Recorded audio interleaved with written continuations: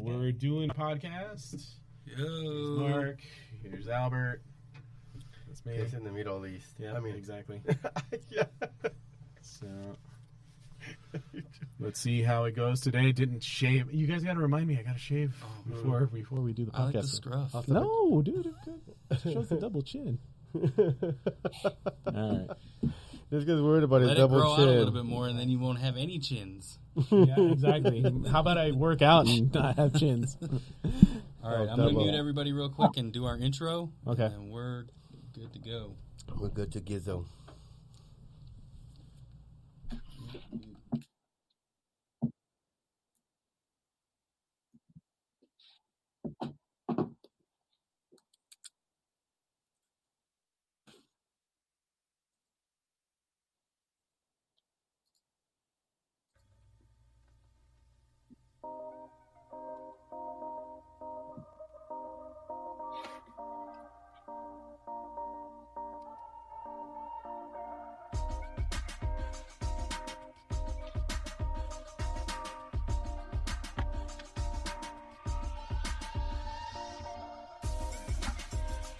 Can we turn up the air?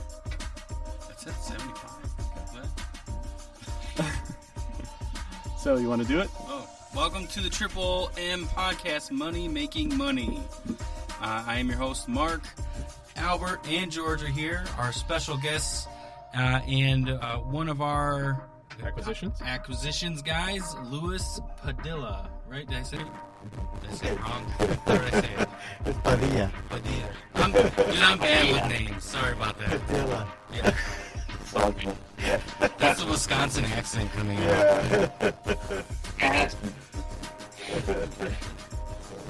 How are you doing? What's going on? Having a good time, man. Enjoying the process, the learning, and it's good fun. For the audience, can you give us a little bit of your background before you got into wholesaling with us? Oh my God, how much time you got? Keep it brief. We'll stick to real estate. So, worked for mortgage companies for quite some time in different positions: marketing, recruiting, sales, training, and technology. Okay. Okay, awesome. So some familiarity with real estate. Obviously, like I said to you guys last time, enough to be dangerous. But still, a lot of gaps, and it's been something that I've always wanted to learn. I just never really trusted the people that were promoting it, if that makes sense. Yep. Complete sense. Did it feel like it was like some kind of pyramid scheme or something, or like what did it come? You say trust, so that's why I'm asking the question. Yeah, I mean, I never knew anybody personally till George started doing this that I could get past the I don't really know what they're telling me. Is this for real? I don't want to invest any money. I don't see anybody personally that I know is doing it. Yeah. Okay. And it never got over that hump of I wanted to dive in, if that makes sense. And until you saw George, is when you said, let's do it? Well, George told me about his little vision several years ago, and he was working on some stuff, and I just happened to call him one day, and kind of the need was there for your side as well. Yeah. And he's explained a little bit to me, and completely trust him, so here I am. Awesome. I'm ready to do it. Right. No, thank you. You've already been doing it. Yeah. So, yeah. So, it's been 3 weeks, right? Pretty much, pretty close to 3 weeks. Yeah. About 3 weeks. 3 weeks, right? So 3 weeks within his first week and a half, he got 2 contracts. Yeah. So two deals under contract that we're working on. One we're trying to sell, the other one, rookie learning curve. So we're still trying to figure that one out, and we'll see how that goes. We'll point out the successes and some of the misfires, right? And things like that. And it's part of the business, right? Part of the learning curve. You're not going to know everything every single day, right from the start. But on the horizon, there's there's several contracts that are going to be coming in that we see them. We've had the conversations, and Louis can probably tell you better. Had the conversations with the sellers, and they've verbally agreed. Now we've sent the paperwork. Now it's kind of, all right, when are you going to sign, and when are you going to execute, and those types of things. Yeah. We're trying to be creative with the other one too, so we're Right. trying to figure out a creative way to keep that one in dispo. Yep. Nice. Nice. So, so Louis, in case you guys don't know, he was my best man at my wedding.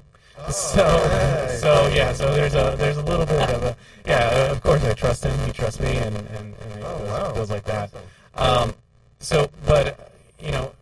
So far, how has your experience been? What are some of the things that opened up your eyes? I mean, the reason why we brought you on here right now, one, is because there's a lot of new wholesalers out there. Luckily, you know me, and we were able to I already kind of had an idea of where you could fit and how to get things working. But there's a lot of new wholesalers out there, and they're always asking the question, how can I get my deal? How can I get my next deal? My thing has always been, well, contact an investor, work for an investor, have them teach you the ropes. You get paid to learn. Yeah. Right? And then you go from there. Right? So one thing that I point out, right? So Mark has just barely started with us since December, right? 6 months. So 6 months, right? So how many properties do we own? We are on the verge of 8 now, I think. 8? Yeah. So Right. we had 5, and then we just closed on 1 today, and then we have 2 more There are 2 more, right? that are closing either Monday or Tuesday. Right, exactly. And so then we have a wholesale deal that we're also closing as well, right? So the 2-pack, right? Yep. So then so then that with the numbers that we got, so he's barely started in December. He has he's part of a $1.5 million portfolio, right? The loan balance is about $600,000, so almost $900,000 in equity inside of that portfolio, right? Since December. The majority of those are subject to. Right. So exactly. So the reason why, Louis, once again, to bring up, just because I want to also do a recap on Mark, because a lot of listeners have seen from the very beginning how he started off. So I appreciate that. Thank you, buddy. yeah. So absolutely. So the reason why we wanted to bring on Louis, okay, you're the new acquisitions guy, so you're the newbie, you're the rookie. So we got to do the hazing. There you go. And so then the same thing with you, right? These are some of the opportunities that are available to anyone if they put their mind to it, right? And what is the easiest path, right? And different personalities are going to have different ways of how they envision their success. But the reality of it is that one of the easiest ways, talk to an investor, work with an investor, partner up with them.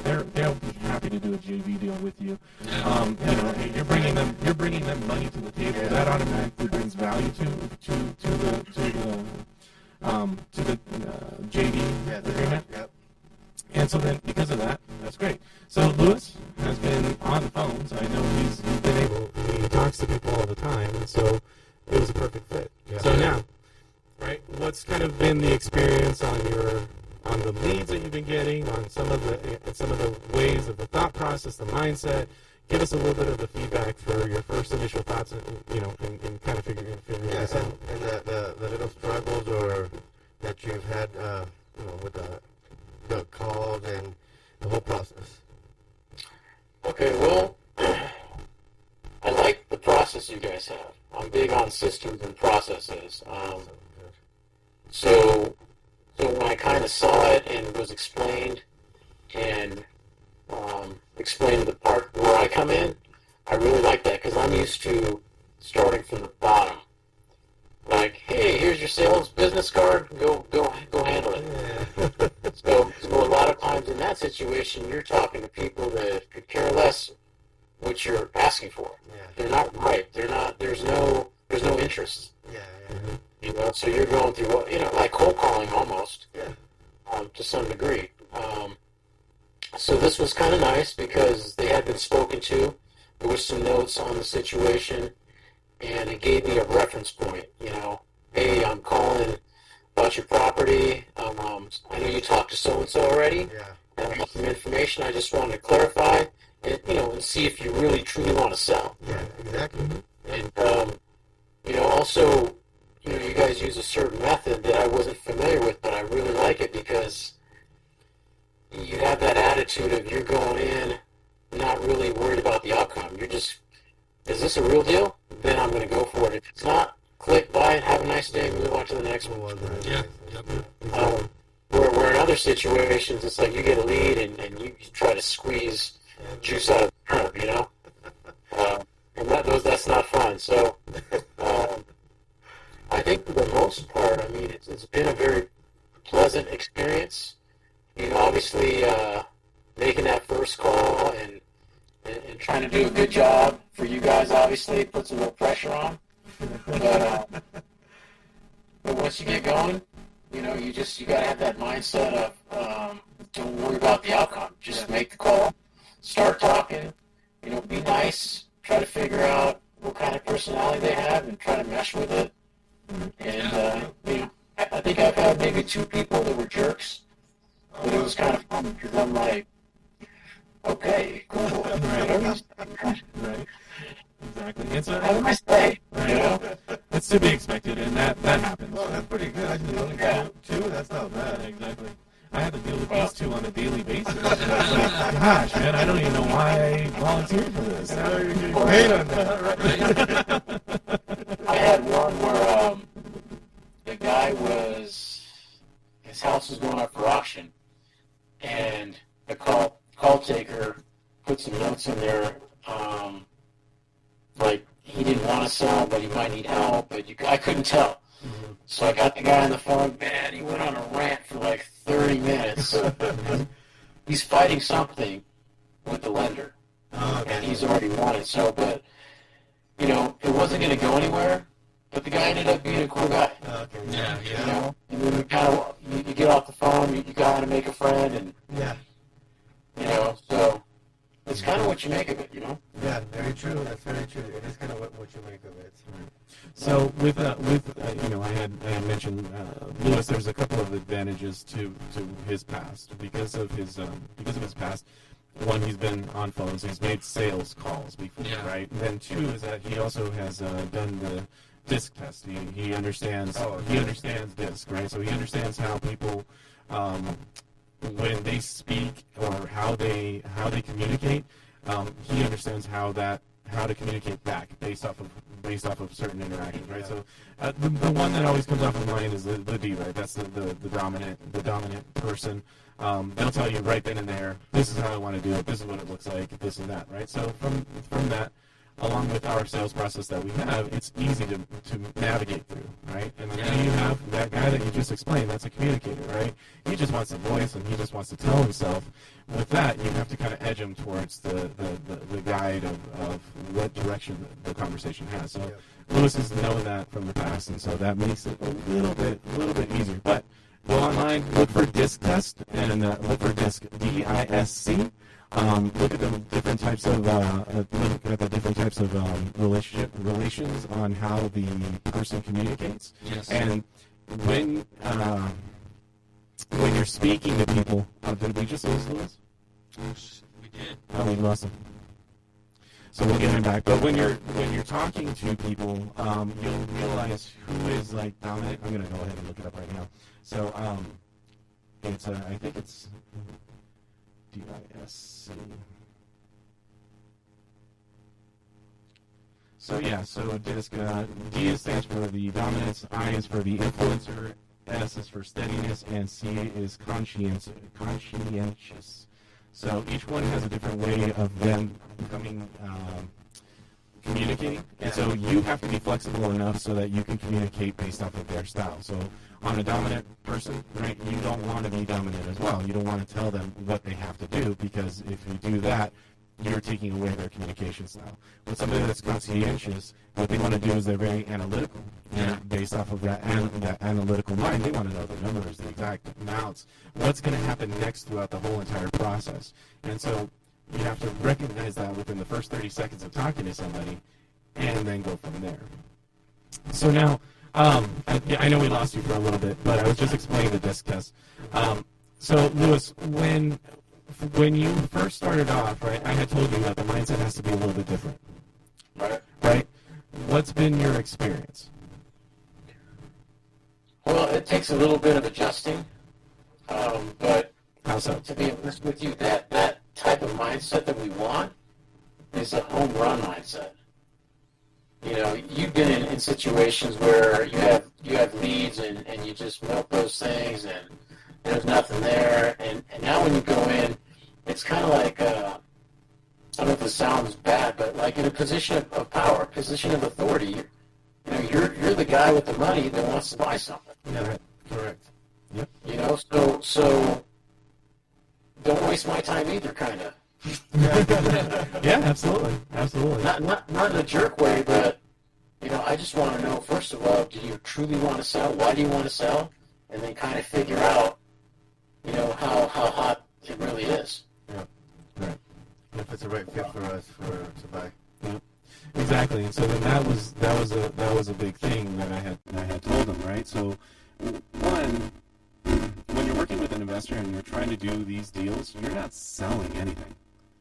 Right? You're buying. You're buying. Yeah. Right? So it's a different mindset. Most of the time, you know, and Lewis has come from a sales background, so have I.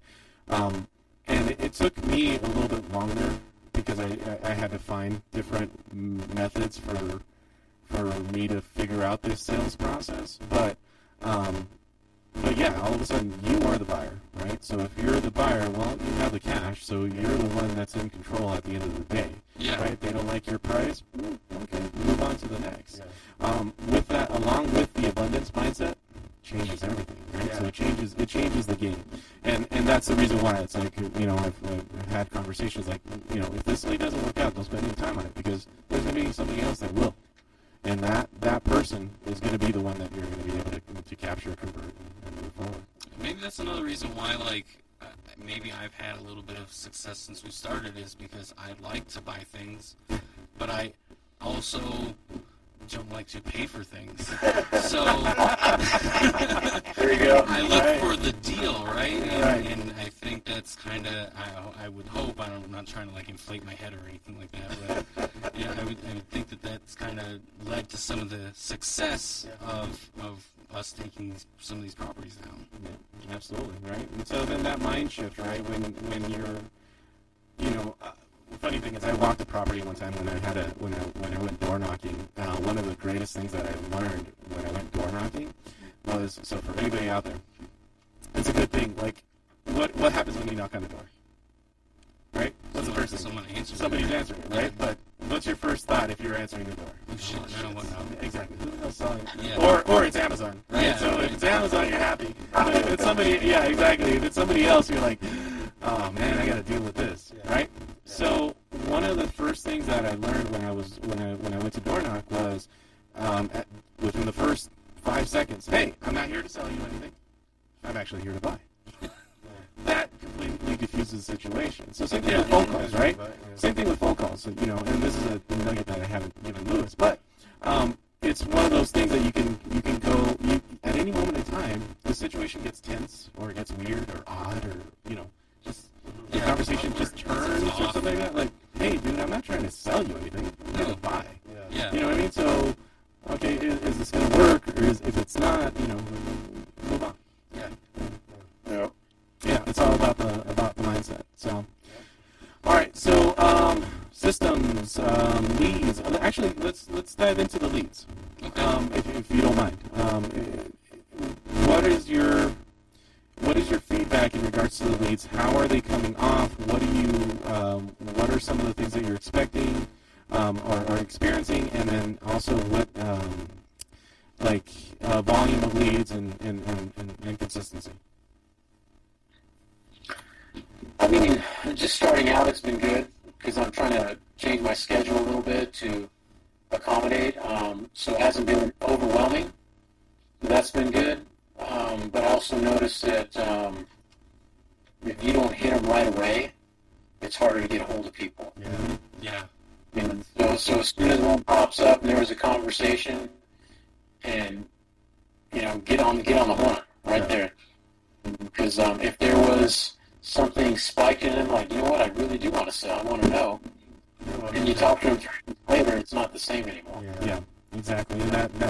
And so we call that call to market, right? So as soon as a lead comes in, our cold callers, they put notes on side of the file, and right away they basically say that somebody's going to call you within 24 to 48 hours. What we've noticed is that right from that same call, if you call them that same day, they get even surprised, right? They're off their guard, and they're like, oh, well, I was expecting a call tomorrow or something from you or whatever, right? And then all of a sudden they drop their guard. Yeah. So it's just, and it becomes a different conversation. Yeah. And that's a good little tidbit to take away, whether it be wholesaling or it just in leads in general, retail, anything like that. If you have some type of lead generation, the faster to the lead, the more you're going to convert it. Yep. Mm-hmm. That's The very true. easier you're going to convert it. Right. And then consistency, too. So what I'm doing now is, I'll call if they don't answer, try to leave a voicemail if it's not full. That's happened a few times. Yeah. Throw out a text, throw out an email, and then wait maybe 2 days and then do it again. So I'm trying to find that line of not overdoing it, because then it seems like sales. Yeah. Right. Yep. And then also I use different kinds of verbiage. Like I always say, hey, hope you're doing well. Kind of like I already know them. Yeah. And then also ask them to, your response is appreciated. That works well for me. All right. An email, your response is appreciated. Just little things like that you learn over time. Yeah. Yep, and there'll be more. There'll be more things on there. So all right, and then inside of our system, right? How easy is it to navigate? I know at first it's a little cumbersome, right? Because you don't know where everything is at, but everything is pretty much labeled, right? So where do you think? What do you think about the system so far? No, I like it. I'm a system guy. Right. You know what I mean? Past. Yeah, yeah. I'm kind of nerdy that way. So I actually was telling George that back when Podio first came out, I was a reseller for it when it first came out. Oh, wow.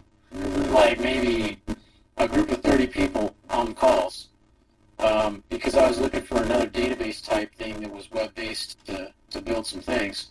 So it was pretty simple. So I really liked how everything interfaced to it.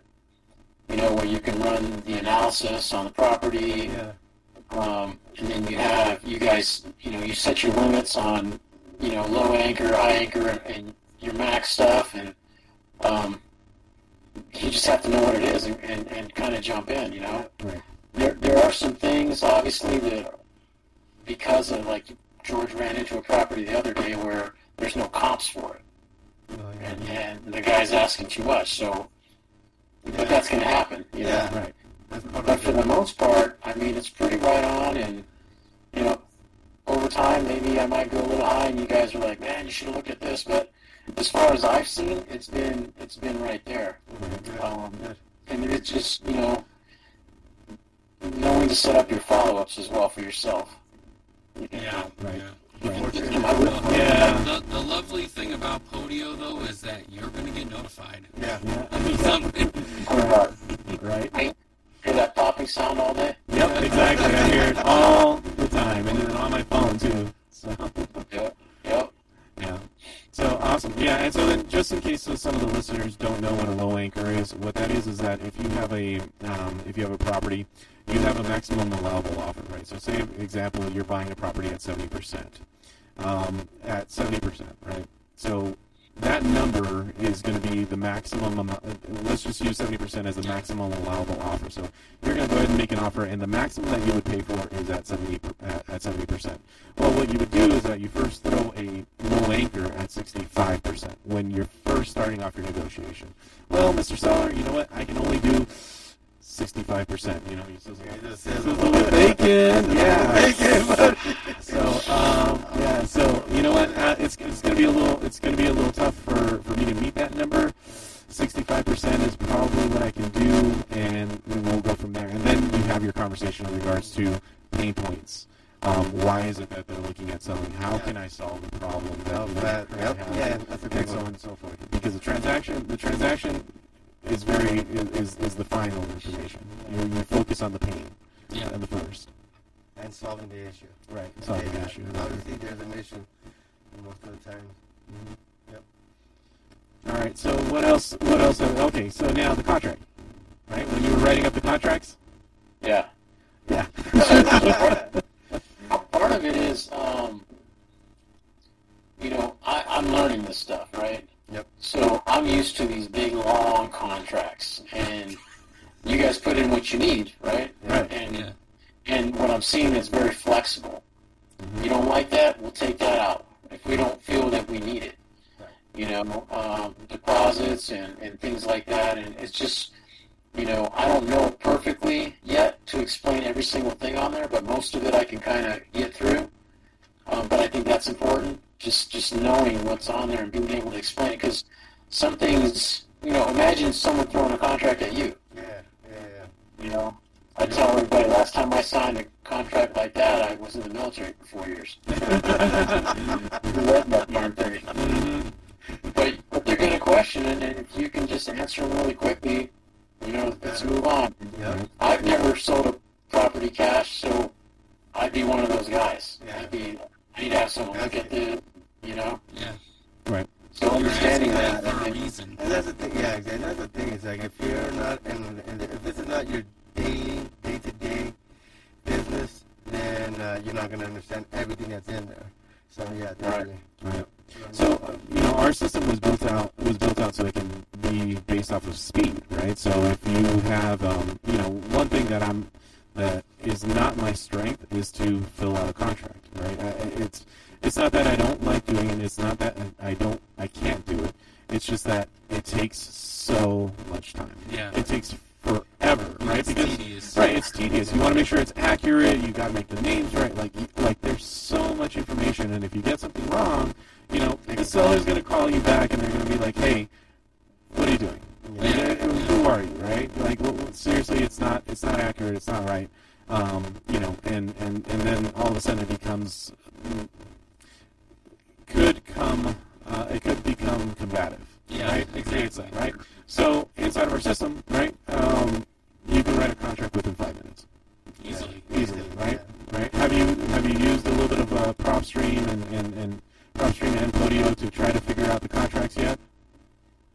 Yeah, there's times where you don't feel like you have enough information, to justify whatever number's on there, and you just want to be sure. So in the beginning it's like, hey George, but now it's like, let me see if I can find it, and then call them if you need to. Yep. And I think over time I'm going to get more comfortable and know, okay, I'm good there. Yeah. I'm going to learn some things about certain markets. Like I know there's a little bit more cushion than what that says because of the time of the year or whatever's going on. Yeah. As you go, so you have a little bit more wiggle room. So Yeah. with time, that stuff will come. Yep. Yeah, exactly. And the whole point of that is so you get X number of leads based off of, we're big in regards to our KPIs, our key performance indicators. And so based off of that, okay, we're going to do X number of dials. X number of dials is going to equal X number of leads. X number of leads is going to equal X number of offers, right? And based off of those X number of offers, you're going to get X number of contracts, right? So if you can speed up the process in any one of those fashions, in any one of those areas, you're going to end up getting more conversions at a quicker pace. Those ratios. Exactly. Right? Exactly. Ratios. So that's kind of what it is. But once you've written the contract, it's pretty simple. Name, email, phone number, and then a couple of pieces of information that you would pull from either Zillow or PropStream. Yeah. Yep. Yep. And then just get it going. Yeah. Right. Yeah. Yep. Awesome. That's good. Anything you guys want to ask? Where's your comfort level now from when you started? Oh, it's way up there now. I feel pretty confident. Other than those days where you're like you're just dragging and you got to wake up to kind of get going. You're right at 'em. But I kind of switch my routine a little bit. I go to the gym before I do my calls. Yeah. Oh, nice. So, Get that Motivated. get it done. I got the blood flowing, my brain Yeah, works. there you go.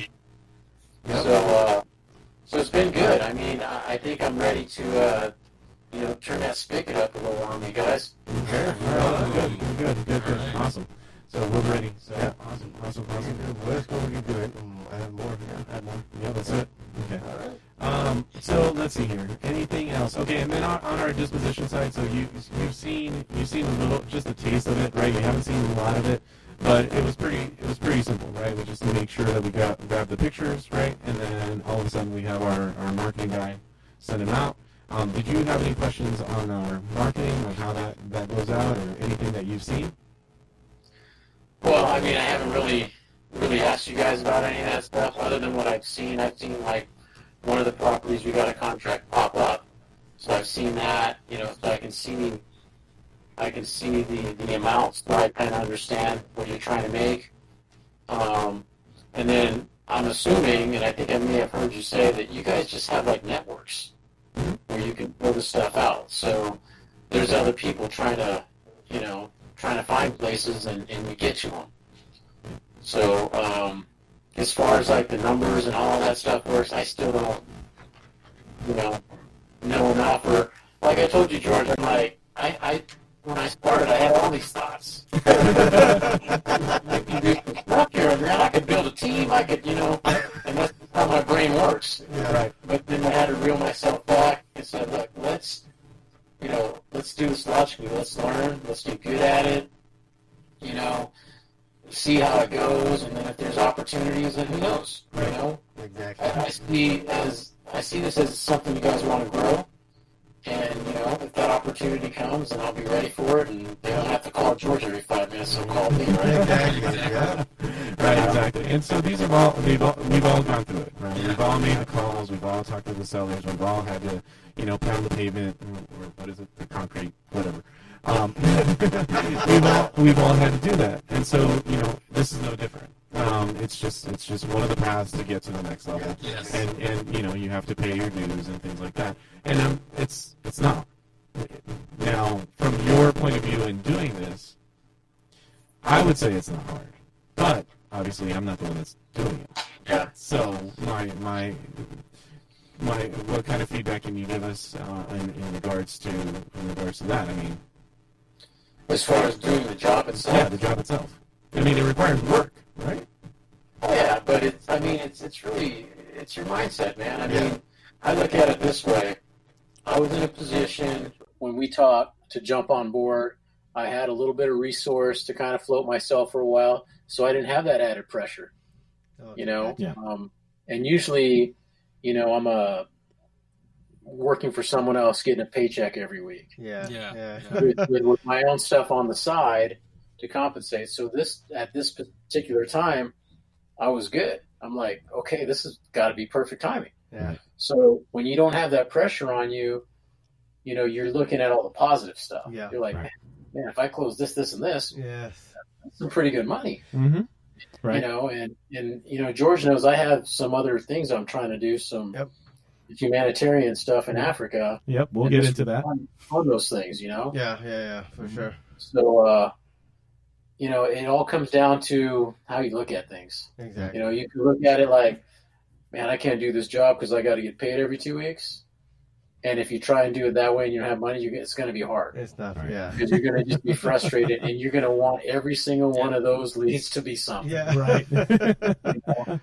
But, So, yeah. I don't look at it that way. I'm extremely, I thank you guys for the opportunity, first of all, because it really fits into my life, too. Nice. Awesome. Okay, that's So I good. can break it up how I want to. I do all my calls in the morning, and the follow-ups come. I just take them as they come, Right. when you call back. So I got my kids with me every day. It's all good. Yeah. Nice. great. Nice. Awesome. Yeah, so, gosh, what was I going to say about that? I just completely blanked out. Well, you mentioned what you're doing in Africa, Yeah. or what you have something going on. Why don't you give us a little bit of insight of that? Okay. So, bless you. Thank you. We have so I have a friend that I've known actually longer than I've known George, and he's been a missionary in Africa for like the last 10 years. So he's gone out there, he's built stuff, he's done stuff the way the Americans go over and do it. Yeah. But he's learned the culture. They've been giving him land in different places. He's in with the chiefs, and he's just built a really good connection with the culture and the people there. And we started talking. I actually did a podcast with him on it. And after he was telling me what he was doing, we decided to partner and do a technology school to teach these people skills, because they're all very well educated. Education is like their number one thing there. They save all their money for education, but they don't walk out of school with any job skills. Okay. So our plan was to let's get all the basic like Microsoft apps, all the Google stuff, and let's set up a program, set up some schools for this to, have them come in, learn, give them some sort of certificate, because there's a lot of foreign companies investing in Africa right now that need a workforce.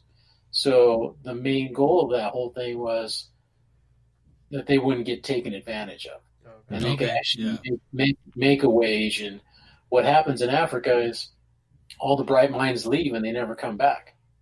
So it stays the same. Got it. So then COVID comes knocking.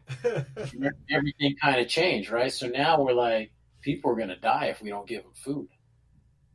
I mean, that's how crazy it is. And out of our own pockets, we have friends, though. I mean, I have like 30 friends over there. And wow. I'm starving, man. And $5 here, $10 there, it goes away. So that was the first thing. And then we started researching how can we make some farms or something for our friends and the people there, where they can be self-sustained, they can have food security, and they can have something that could be generational and provide an income for their family. And that's where we're at right now. So out of the little missionary thing me and my friend did, we're getting ready. I can't really give you the details because there's a lot of like trade secret stuff or whatever you want to call it, intellectual capital. You'd have to sign a disclosure on the fly. But it's we're going to start an investment company of all things to raise the capital to do all these good things and get people a return over here. Okay. Which you can hire the bank or anything like that. And you guys will see it once it's ready to go. Awesome. Maybe you guys will jump in. I don't know. But that's where my heart's at. So I see this as a vehicle to do that, and a great vehicle. Yeah. Mm-hmm. Awesome. Just send us the NDA after the podcast here. Yeah, exactly. We'll post your link as well. There's a fund for people to contribute, right? Well, right now on it's called missionisAgo.com. Mission is Go. And there's a donation button on there, and basically that's just to try to feed the people that need food right now and stuff like that. The other one is it's gonna be its own company. Yeah. We're gonna start an LLC, and then we have to make a branch of a foreign company over there and all that good stuff. Okay. So the crazy thing is that we were talking about this, and Akon bought a city out there, Akon City in Africa. Yeah, right now. So he's a huge investor out there. He's helped out a bunch of, and I don't know the entire details, but I know that he built something for water from there, and then added some solar power for several cities and things like that. But now he's going to have his own city, and it's something like $5 billion that people are just throwing at him just to set it up. Oh, so wow. Akon City. So that's something separate. But I was amazed that investors are going into Africa, and this is not the first time I've heard of this. But sounds like a great cause. It's real deal. Yeah. That place is so full of resource, it's ridiculous. Awesome. MissionisAgo.com. MissionisAgo.com. Yep. Okay, so missionisAgo.com. So if you have some a little extra that you can spare, go ahead and go to missionisAgo.com. You can donate there, and then awesome. That's good. Thanks. Really good. Thank you for coming on to the podcast, sharing your insights, letting us know. For those that are, as we wind this down, check out our sponsors, Lead to Cash. Essentially, if you are looking for lead generation, cold callers, things like that, check the link in our description below. One of us will reach out to you so we can discuss it even further. We have a mentoring program as well. Again, check the link in the description below. batch skip services. We are affiliated with them. Feel free for all your batch skip needs and getting phone numbers and things like that for your leads, so your cold callers with lead to cash can call them. All links below. The Expanse Real Estate team, we are hiring. We are looking for experienced realtors in Arizona, so please feel free to reach out to us. We can give you a little bit more insight. We do have leads, and they need someone to they need someone to work on. They need to be worked. Yes, exactly. We still are looking for a name for our system, so if you guys could hit us up at cashnowhomesaz@gmail.com or mark@cnhnational.com. Provide us a name for our systems. We have Cash Now systems right now, but we're trying to look for something a little bit more unique. So for those in the audience, help us out. Lewis, any ideas? I'll have some. Okay. Give me some time. All right, right on. Awesome. Any last words that you want to say, or any last thoughts? Well, I would say, if you're interested in this, I feel extremely lucky, to be honest with you. So like George was saying is, go find somebody, build a relationship with them. What I'm assuming is most people kind of work the same is you're going to get paid while you do it. So even if you do it part-time, it's really what you make of it. If you want to get in the door and not be all by yourself and try to figure out the puzzle, then jump in somewhere, man, Absolutely. Awesome. All right. Awesome. Thanks. Cool. Appreciate Thanks, it. Lewis, and thanks for being All on, right, guys. and then we'll talk later. All right. Thanks. Very good. Later. We should have turned. I was trying to tell you to turn on the air. That's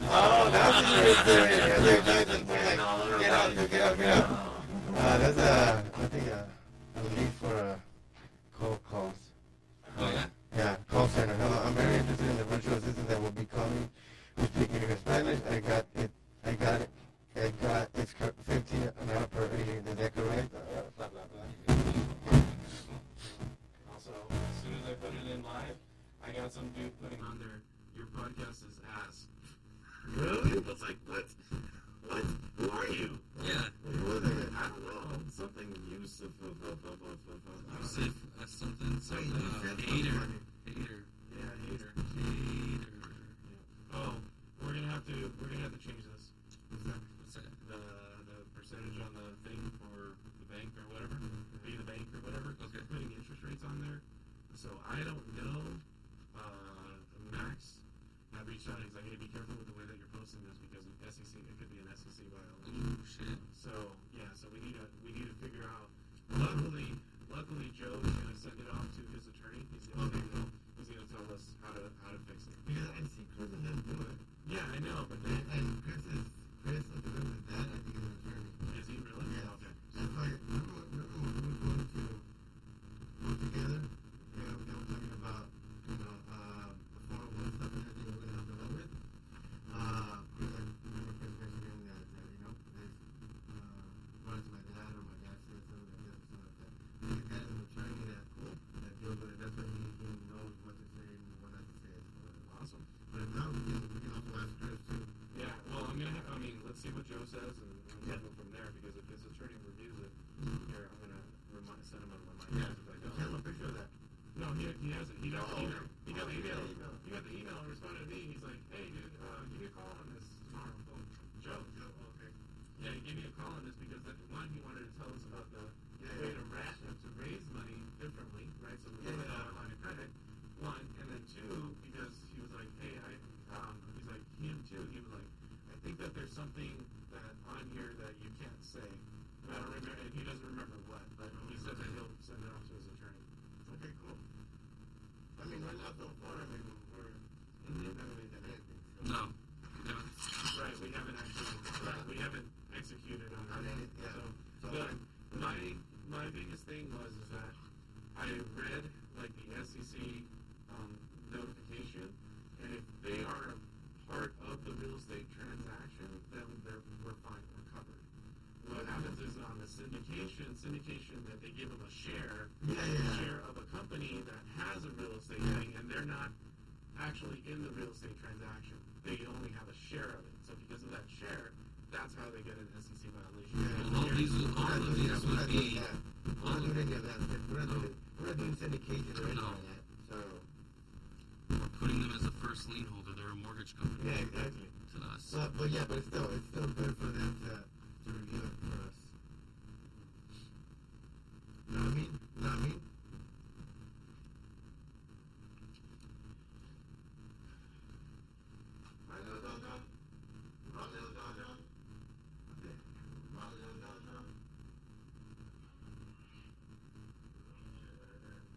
So cool. Yeah, next time I keep on, I forgot. Okay, gotta turn on the lights, lower down the air conditioner. Right to like Yeah, 70, 69. Back